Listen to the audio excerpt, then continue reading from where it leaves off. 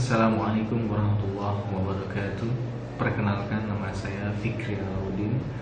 Saya akan menjelaskan makalah yang telah saya buat, yaitu alat dan media pembelajaran.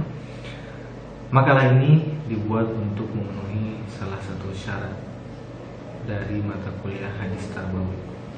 Puji dan syukur kehadirat Allah Subhanahu wa Ta'ala yang telah memberikan kepada kita bahwasanya kita diberikan kesehatan, apalagi dengan keadaan pandemi ini kita diberikan kelancaran untuk menjalankan semua aktivitas yang kita kerjakan. Maka dari itu mudah-mudahan semuanya menjadi salah satu ibadah kita untuk menjadikan manusia mencapai ridho Allah Subhanahu wa Ta'ala.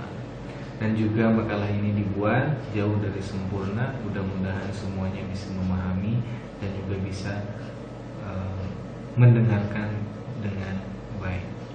Nah, makalah ini salah satunya adalah menjelaskan tentang alat dan media atau alat media pembelajaran. Kata media berasal dari bahasa Latin medius yang secara harfiah berarti tengah, perantara atau pengantar. Dalam bahasa Arab, media adalah perantara atau pengantar pesan atau pengirim kepada penerima pesan. Gerlach dan Eli mengatakan bahwa media apabila dipahami secara garis besar adalah manusia, materi atau kejadian yang membangun kondisi membuat siswa mampu memperoleh pengetahuan, keterampilan, atau sikap. Dalam pengertian ini, guru, buku teks, dan lingkungan sekolah merupakan media. Nah, jadi teman-teman semuanya, kita mesti mengetahui terlebih dahulu apa itu alat, apa itu media dalam pembelajaran. Nah, alat dan media pembelajaran ini sering kita gunakan, apalagi kita sebagai calon pendidik harus bisa mengetahui media pembelajaran yang cocok untuk peserta didik seperti apa. Kita juga jangan semena-mena seakan-akan kita sudah mengetahuinya. Belum tentu, karena kita juga masih belajar atau bahkan masih menjadi calon pendidik. Nah, salah satunya kita harus mengetahui alat media pembelajaran. Alat itu apa? Alat itu banyak yang mesti kita ketahui. Contohnya seperti gadget, contohnya seperti komputer, contohnya seperti apa yang kita gunakan. Salah satunya juga kita harus mengetahuinya. Nah, di dalam makalah ini dijelaskan bahwa ada 4 poin yang harus kita ketahui. Yaitu tadi pengertian media. Media itu adalah perantara atau pengantar kepada yang mendengarkan atau yang melihat salah satu apa yang kita sampaikan. Salah satunya media. Nah, media yang kita sampaikan harus sesuai dengan apa? Dengan apa yang kita pelajari. Jangan sampai apa yang kita pelajari tidak sesuai apa yang kita sampaikan kepada peserta kita. Nah, terus yang kedua yaitu waktu dan tempat belajar. Dalam makalah ini dijelaskan bahwa telah menceritakan kepada kami, Musaddad telah menceritakan kepada Abu Awanah dari Abdurrahman bin Ali Ashbabani dari Abu Salih Dakwan dari Abu Sa'id Al-Khurdi radhiyallahu anhu berkata, ada seorang perempuan datang kepada Rasulullah SAW dan berkata, wahai Rasulullah, banyak orang yang telah mendapatkan hadis dari Tuhan, maka berilah kami kesempatan suatu hari yang mana kami akan datang dan di situ sudilah kiranya Tuhan mengajarkan kepada kami untuk mengetahui tentang apa yang telah Allah ajarkan kepada Tuhan. Maksudnya apa? Di sini orang zaman dahulu saja mencari guru atau mencari ulama untuk bisa mendapatkan apa yang telah beliau-beliau atau apa yang telah guru, dosen, ulama pelajari tentang apa yang telah dipelajari. Maka harus apa? Harus sesuai dengan apa yang telah kita pelajari juga. Nah, selain itu juga ada majelis pembelajaran. Terus juga ada yang dinamakan waktu dan tempat pembelajaran ini yang kita bahas dalam poin kedua ini. Waktu belajar hendaknya harus disepakati antar kita sebagai calon pendidik dan murid atau peserta didik. Nah, salah satunya kita harus bisa mengetahui nih. Karena sulit pembelajaran dapat berjalan dengan baik jika kita sebagai calon pendidik dan peserta didik tidak setuju dengan tempat yang akan kita tempati. Maka kita harus bisa sesuaikan apa yang kita sudah punya, apa yang mereka juga sudah miliki.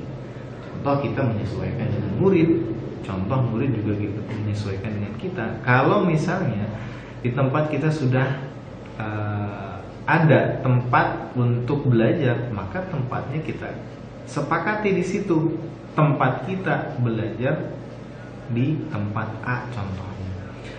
Nah, selain itu juga ya, ada beberapa yang dijelaskan.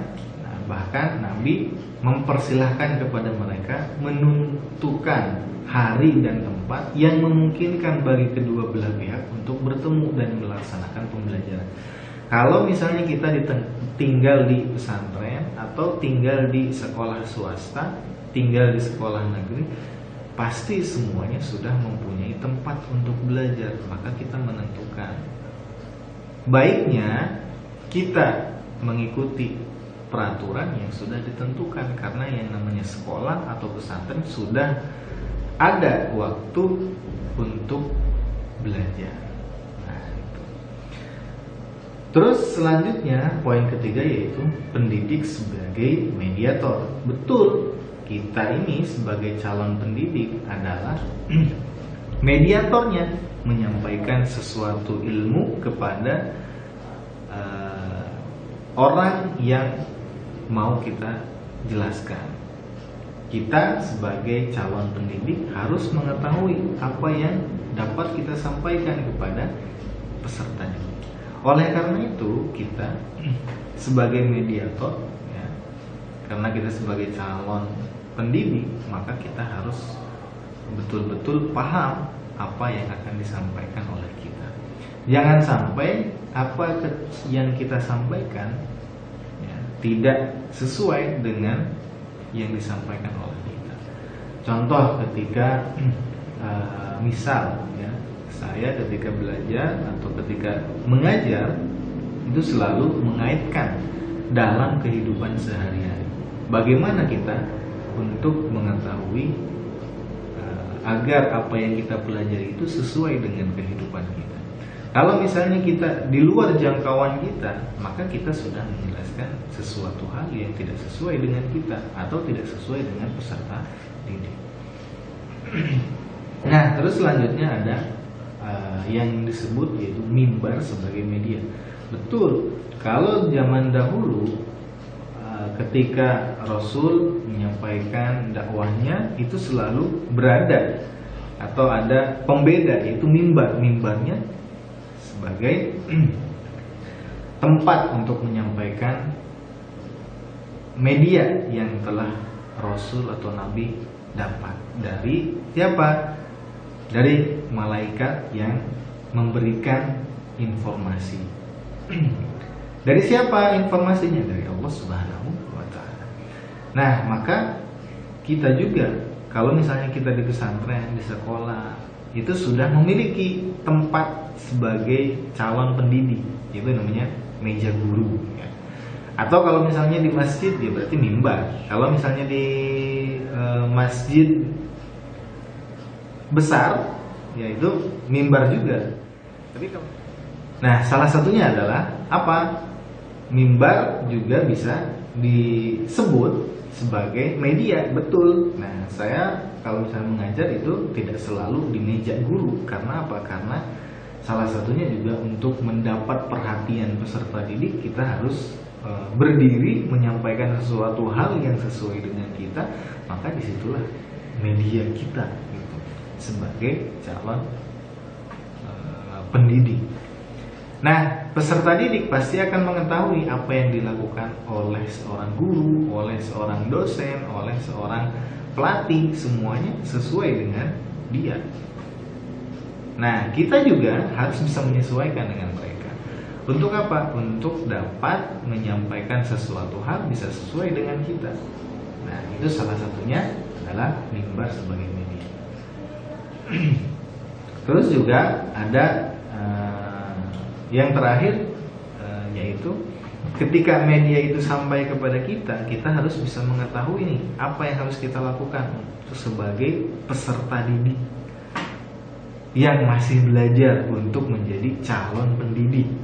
Nah, medianya yaitu banyak sekali, kita bisa mencarinya.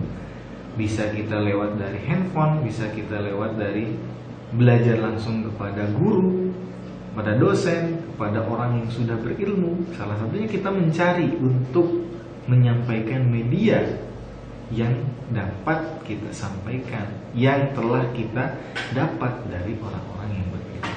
Salah satunya seperti itu. Nah, mungkin kesimpulannya, media pembelajaran adalah seperangkat alat yang dapat menyampaikan pesan-pesan dalam proses pembelajaran atau mengajar.